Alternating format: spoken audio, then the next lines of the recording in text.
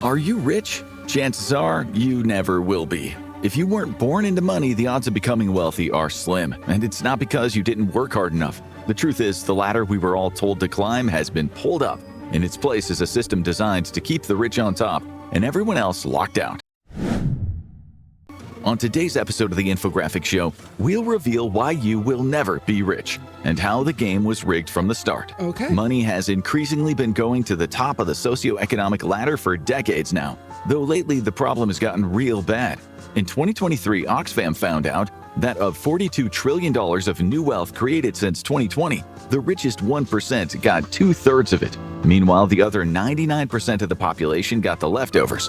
And if you have been grinding away at a full-time job just to cover the rent and bills in a major city, you already know building wealth or even saving for a rainy day or unexpected doctor's visit feels next to impossible. For one, wages are not keeping up with the cost of living. No. According to the Pew Research Center, average hourly earnings peaked in 1973 at $4.03 an hour, a rate equivalent to $23.68 in 2018. Adjusting for inflation, that means that the people today have about the same purchasing power as they did in the 70s. Why aren't wages keeping up?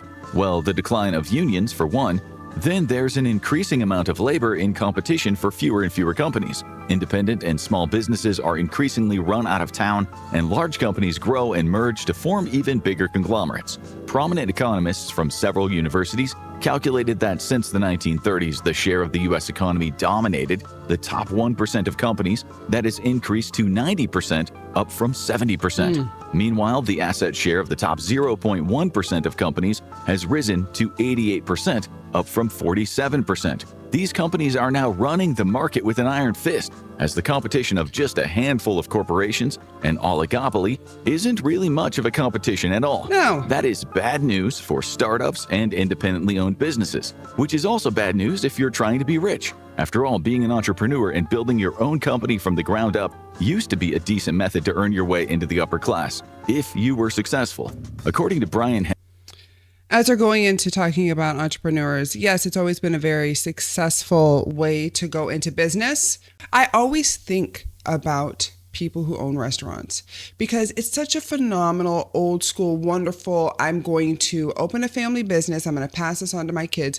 But anymore these days, with the cost of rent, the cost of how much it is to pay your employees, and in this case, we're talking about how minimum wage has always been so low, and you want to be able to pay a competitive wage so that you can get good employees, because that's really what all it's about. You want to pay a competitive wage. Even to my employees, I have a competitive wage because I want to make sure that I am getting the best people. Not all small businesses can do that these days. So they're just put in more of a pickle, and it's harder for us to get funds. So as the top 1% has 2/3 of the $42 trillion, the rest of us are just grabbing for scraps. For scraps, please. Just let me have some. I think that this is going to be a very interesting video, and just sit tight because I am going to have a lot to say about a lot of this, because it's something I've been watching since, the 90s. I was a child in the 80s, grew up in the 90s. I come from an oil town. I'm very interested to see which way this is going to go. Let's get back to it.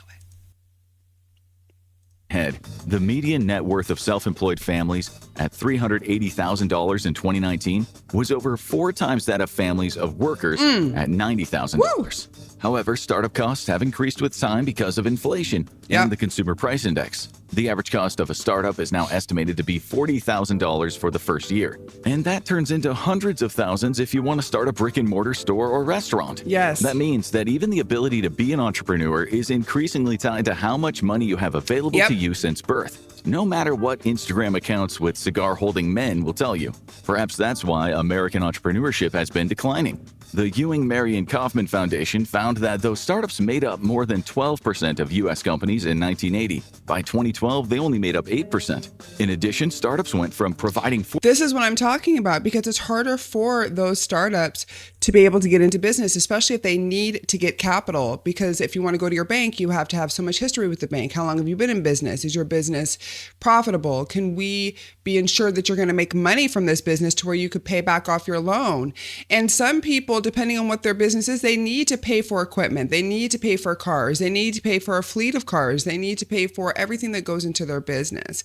That's why if you're going to start a business, you want to have something that maybe it does not cost as much to get into it and that you could stop, but you have to give something, right? I have to give physical labor in order to get my money. Is physical labor as enduring as being on top of a roof all day? No, it's not. As an electrician worker, no, it's not. But it's some form of labor in the sense that I have to be moving, and my sweat and tears is what gets that money.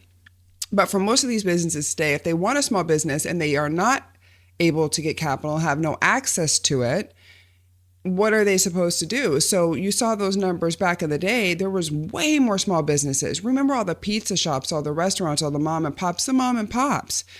All of these locations, the little boutiques, women who were crafting, women who were selling their stuff, people who had different business storefronts, insurance agencies.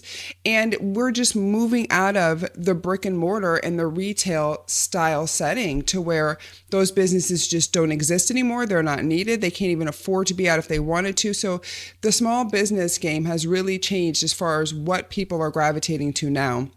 And I was just telling my husband the other day, like, we are the ones who are going to be here with more access to money because we've been in this so long and we have access to this through everything that we do. So it's just like, I am so thankful for this industry of business. My brain always goes for other ideas. I've done so many things over my time in my life and my background, but I'm just thankful to be able to be a person who is grouped in that group. But I do know that there's struggles because it has not been easy for me to get capital.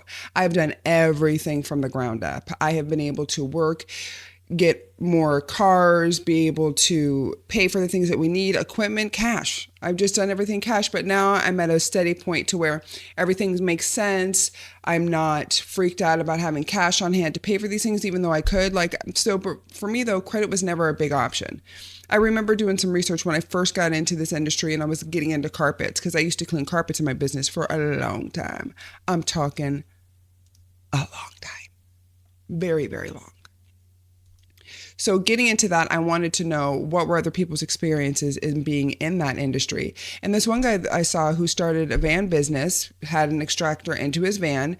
Very good way to clean carpets, I might add, especially if you want to do larger apartment style places. But he was talking about how he took out $100,000. And I'm like, $100,000?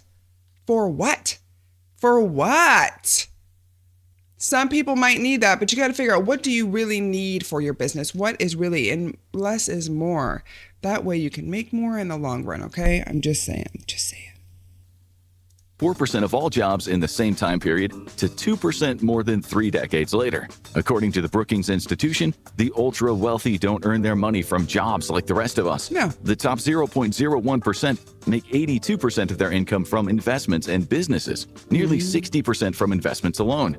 Meanwhile, the top 0.001% made 88% of their income from investments and businesses, with more than 70.44% coming from investments.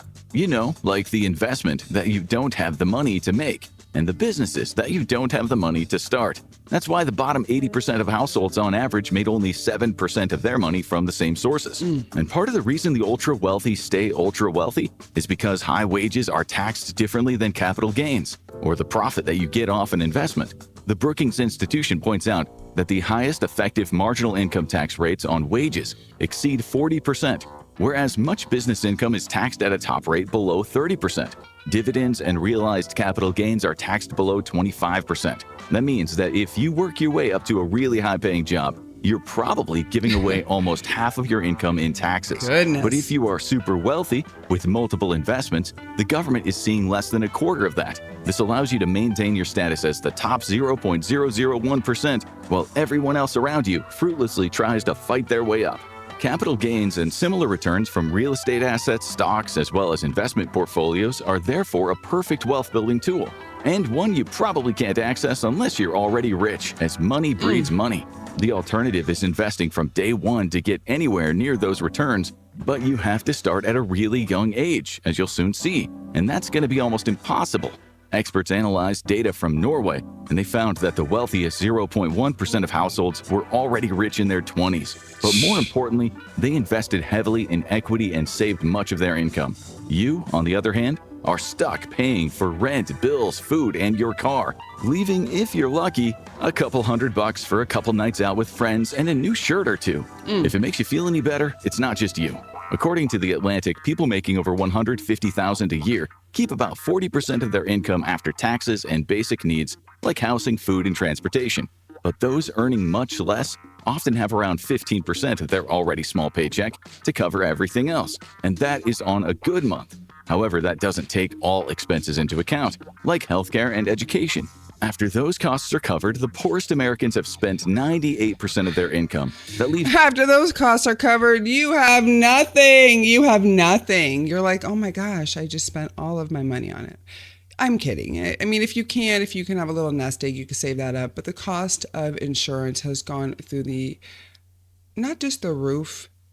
It is just it's out of this world, the cost of insurance, right?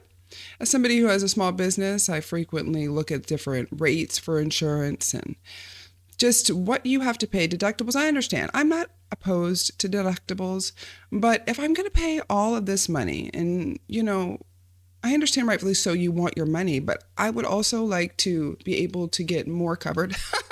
You know what I'm saying? Like more covered than what's on there. At this point, I would rather just pay cash out. I would rather just pay, here's the money, figure it out. Can we do something, Because insurance is extremely expensive. It's very expensive and not everybody has access to it. Not everybody can pay for that. So it's just like, oh my gosh. You know what? I am not going to take us on that rabbit hole of insurance because that is not what we came here to do. Can we continue? There's only 300. Babe, I keep getting sidetracked. There's just so much going on in my brain. It's just like $67 in income that they could use for other things, or about $1 a day. Chances are that is not going to be turned into a mutual fund investment. And even if they somehow did put enough money together to speak with a financial advisor, the awful truth is most advisors and firms wouldn't be interested in serving them. A report by the Financial Literacy Group. They said, "Get out of here. You don't have any money." They're like, we do not want to talk to you, okay? We want to talk to somebody who has a side portfolio on point, okay? All of the assets listed, everything. We want to see what is in their portfolio, and you, my dear, are not it. I think that's one of the hardest questions for me to answer in any application is when I don't have as many assets as I want. It's like, what are your assets? I'm like, that's very personal. Do not ask me that. I understand why they need to know, but it's very personal. It seems very personal. Highlights a harsh truth. Most financial advisors aren't interested in clients with serious money. Michael E. Kitchis, director of research at Pinnacle Advisory Group, agrees, pointing out that non-affluent investors simply don't bring in enough to justify the time. To most advisors, the returns just aren't worth the effort. Or as the report states, the brutal truth is that financial advisors, in order to serve the non-affluent, would have to accept a substantial pay decrease. Not to mention, financial advisors make a hefty sum and therefore tend to move in wealthy circles where they can pick up prospective clients. If you're not making well into the six figures, it's much less likely that you'll come across someone like that, as they tend to be located outside of your network. Even if you get past all the initial financial and connection hurdles, coming from a background in which investing simply wasn't a thing is a barrier in and of itself. Amos Nabler, who has a PhD in behavioral finance and neuroeconomics, describes it as a complexity aversion, i.e. a kind of fear of investing if you've never done it before and you don't know much about it. According to him, it is the biggest barrier to building wealth for people who are not in markets or who have never invested before. Thank you guys so much. And if you've watched this entire thing and you're not following us, why not? What's going on? Make sure that you hit that subscribe button. For those who do invest, starting later in life, whether because it took you time to build enough income or simply not knowing how, makes it far less likely that you'll build significant wealth. One article uses the example of someone investing in a retirement portfolio with an annualized total return of 8%. If that person starts at 20 years old and invests $200 a month, they'll have $1.25 million saved away by the time they're ready to retire. Heck yeah. If they start just 5 years later, they'll only have $830,000. Another 5 years after that, $547,000. That's better than not having any money. Disposable income and knowledge to start investing early makes all the difference. and that puts people not born into wealth at a major disadvantage. Not to mention, the thing that everyone tells you to do to earn money in life, get a college degree, starts off many Americans' lives deeply in debt. Yeah. The average federal student loan debt is around $38,000. If you choose to go to an elite school and you can't get financial aid, goodness. or you need an advanced degree for a money-making profession like law or medicine, you'll soon see it can be a lot more than that. Absolutely. Student debt is a huge drag on someone's ability to build up their personal wealth, as you're starting off your professional life not even at zero, but at a negative amount. And student debt interest rates mean that if you can only choose a relatively low monthly payment plan, you're barely going to make a dent in the amount you owe. All of your money will be covering the interest. The current federal interest rate is 6.39%, rather than the principal of the loan. One journalist, David Dennis Jr., has given up on paying off his loans. The $80,000 he racked up in school will turn into $200,000 in payments thanks to an 8% interest rate and the length of his repayment plan. Not to mention, using any leftover money to pay down debt means that you can't save up to invest in assets. Especially The amount that people are in debt is mind-blowing. If you are somebody who's went to school, even if you hadn't finished your college degree, you still owe money, right? I know that there are a lot of us who are out there in that boat, whether we graduated or not. Myself, I did not complete college, but I absolutely am about to complete paying them money.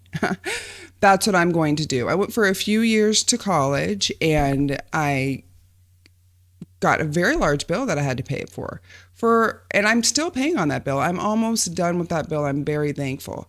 But when they discuss talking about kids having access to all of that type of money in the beginning, especially with no financial literacy, that is where there needs to be more education.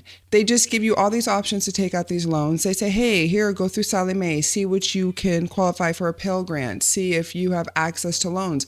How much are those loans? And when you're young and you're first taking out all of this stuff, you have no clue what you're doing. You're like, wait, what? Somebody's talking to me about this?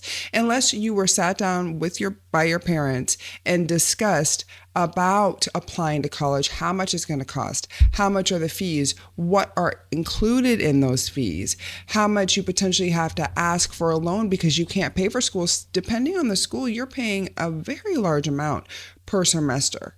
Very, very large amount. Let's start talking about having to live on the dorms. That's a completely different amount in itself. Food, everything. College is a very expensive and a very expensive cost for parents or even for the kids, because not always are parents able to help their kids. When I first started, I had to beg my parents. I'm like, Dad, please help me. Like I put as much money as I could forward, but I had to take out the loans.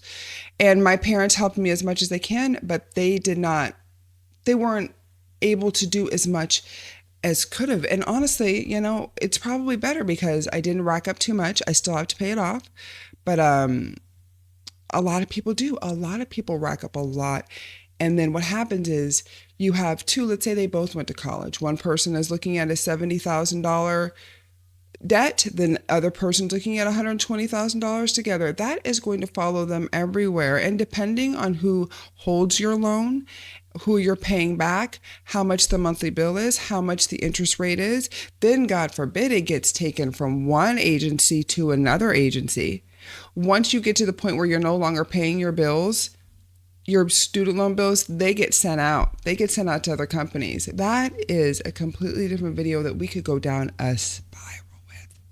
A spiral. Student loans, definitely when they are not explained to you, and even I think if they were explained to you the right way, you're still so young you don't understand. You're like, wait, what? I have access to money? Party?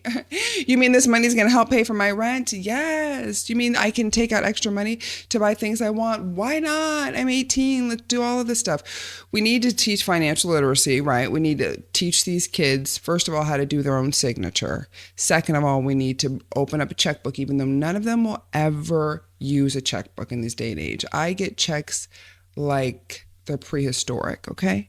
But it's good to understand what a check is. Then you could talk about balancing your checkbook. We need to teach these kids the basic fundamentals so that they can excel, so that they can be able to do something out there. Because if you don't understand the money, then you get set up. I was this kid. My dad would sit there and always write in his notebook, but he wasn't explaining it to me about the money. He wasn't explaining it. It wasn't until It wasn't until later on.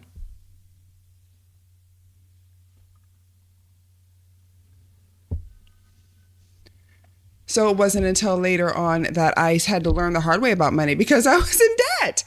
I had to learn the hard way. And a lot of that was student loans, but I'm just so thankful that I have paid that off. And this is a really good, well, I'm on the way to paying that off, and that more people are talking about this because it's all about educating yourself and what you know and what you have access to and what information. And that's one thing I wanted to say. Back in my day, I didn't have access like everybody does these days. You can find an answer in 2 seconds. We had to go to the library, okay? We had to get in our cars, ride on our bikes, go to the library, check out a book, read and find out information. So there's no reason why you can't figure out how to do better with your money, what you should invest in, what you shouldn't. There are so many different videos out there. You can listen to audio books, you could read books, you could go anywhere to get this information. It's at your fingertips. You should have more financial literacy. You should pass it down to your family. They should understand the basics, just the basics even. Especially as a mom, I have 3 kiddos and my oldest is a senior this year, and we've been talking about money forever. I'm like, I need you to know where I failed. I need you to know where I'm excelling, and I need you to know where I'm still learning, because I'm still learning all of this stuff.